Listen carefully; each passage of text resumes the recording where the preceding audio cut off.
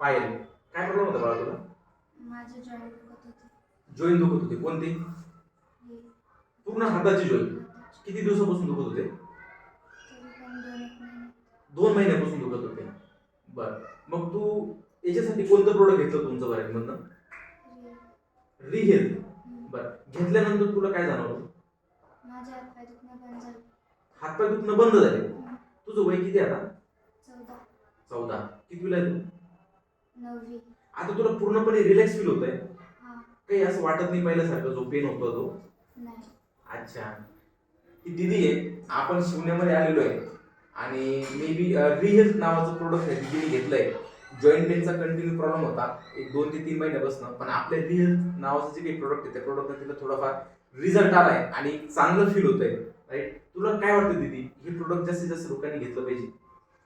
कॅमेऱ्याकडे बघून. त्यांनी प्रोडक्ट घेतलं पाहिजे कारण त्यांचं हातपाय दुखणं बरं होते.